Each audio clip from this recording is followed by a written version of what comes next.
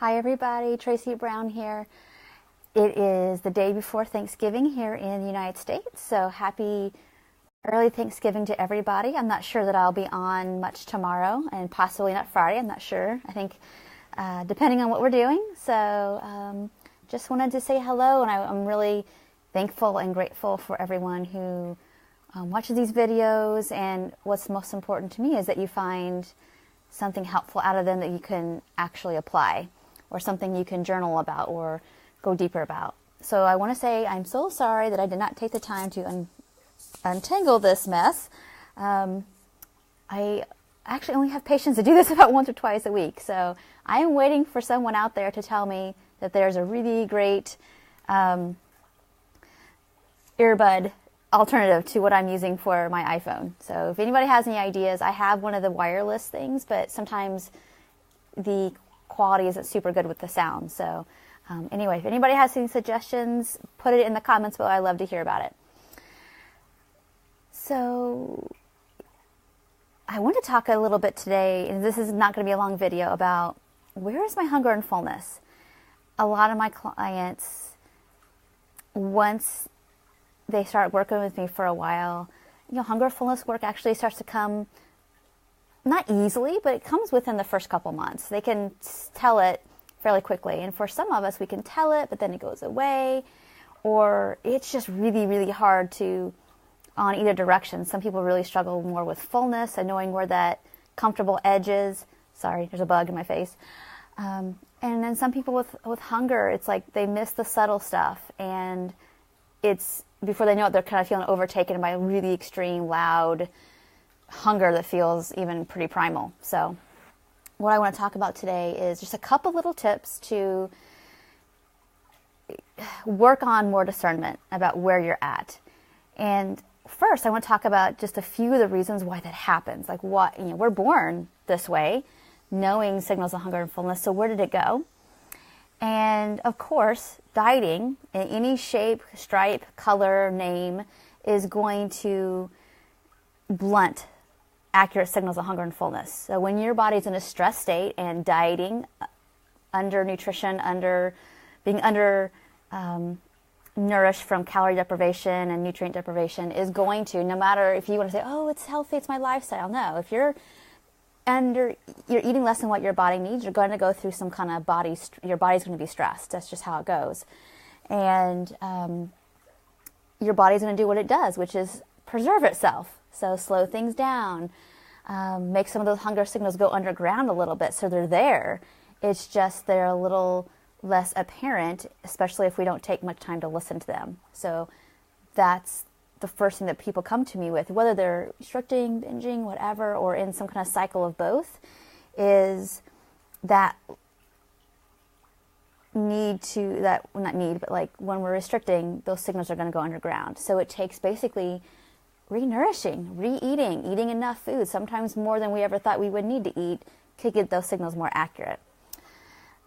If we're on the other end of the spectrum and we've been binging, sometimes it's hard to wait for hunger to come, like good physiologic cues. Now, the absence of fullness sometimes is confused for hunger. So let's say on the hunger scale, if you use one, there's one I have one in my free guide on my website. The book Intuitive Eating has one on there. But those middle places that aren't really full, but they're certainly not quite hungry, some people hit like a 5, maybe even a 6, usually just a 5 where it's just kind of middle and it's kind of nebulous. On my scale, I use 0 through 10. So on my scale, 5 is in the middle where you don't feel much of anything. And a lot of times when my clients get there, that to them is like that signal of, oh, there's not food here, so I need to eat. And that's actually not a signal of hunger. That's just the last remnants of food that's in your stomach being totally emptied out. So that's not actually hunger. 4, 3, 2, 1 are all different levels of intensity of hunger.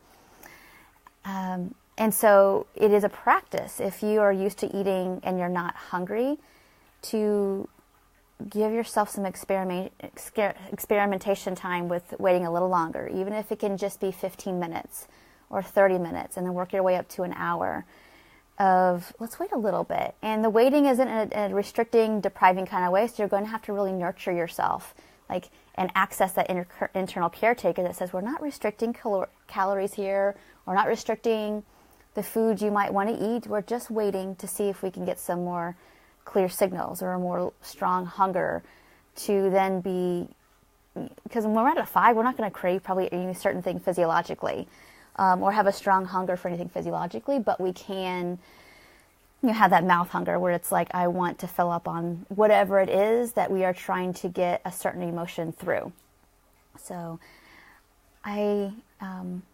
so on one end of the spectrum, I mean, you can actually be on both. You can be malnourished because of dieting, and when we're binging, I don't know about you, but in less of rare cases, I don't see too many people, and myself included, binging on apples and broccoli and salad and stuff. I was picking usually nutrient or calorie dense stuff because, one, I was trying to make up for calorie deficits, and two, there was some emotion I was trying to get through those certain foods because they had some significance to me, or they were things that I didn't let myself have normally.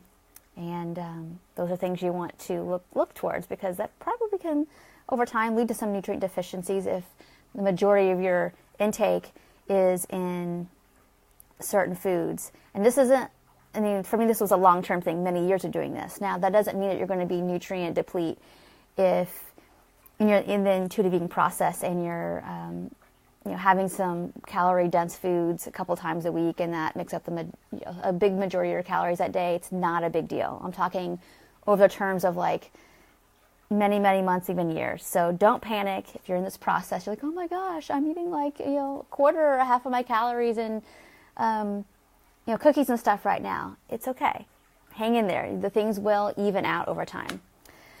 So going back to, where is my hunger and fullness? So let's say that you're really working on like eating enough food, and you're really working on waiting till there's some hunger that's more discernible in your stomach. And that doesn't mean that like hunger signals are only in your stomach. They're not. And I certainly don't have people wait till they feel growling, because sometimes that's a sign of too much hunger. Or most people don't get loud hunger, like gurgling kind of sounds, growling, when they're just normally hungry. Those can just be, sometimes that's physical stomach hunger, and sometimes that's just bowel sounds or other things. But it doesn't always mean that we're waiting on growling isn't always the best idea, basically. So anyway, so let's say you're doing some real discernment of eating enough, waiting till you get hungry to eat, but it's still like, if I were to review somebody's, let's say, day on their food, and I would see like, there should be some hunger here, and I'm wondering where that is. And we start to talk about their day or what's happening. And really quickly, we can get to the heart of, what is this physical sensation you're feeling that makes you feel full, but doesn't feel like hunger, or you're not sure if it's hunger, or you're waiting for something different to happen. And that's where we start to get into this emotional realm, where understanding that like our emotions are in our bodies, and it can be anywhere in our bodies, but especially if they happen to be in the places where we typically feel physical hunger, like our stomachs usually, and anger's there instead, or anger and hunger are there, or nervousness or hunger are there. That's the work that we're going to need to do in talking about like, what does the fear feel like versus what does the hunger feel like, and really start to name those sensations. And this gets into some really interesting and very fruitful work, actually. So it's worth your time, and it's worth your effort to try to discern like, what is this, and what are my hunger signals, and learn to feel what is the difference between emotional hunger and physical hunger, and emotional fullness and physical fullness. It's some of the most, like I said, fruitful and worthwhile work you can do, at least from my opinion. And it just brings a lot of clarity and a lot of peace, knowing that you can learn what's what. It doesn't mean that it makes the anxiety go away or the anger go away. And we're just called back to remember over and over again that those emotions won't kill us. They are messengers for us to, go deeper into ourselves and learn how to build capacity and resilience for them. And so I can't go into how to do all that today in this video, because it would make this video days long.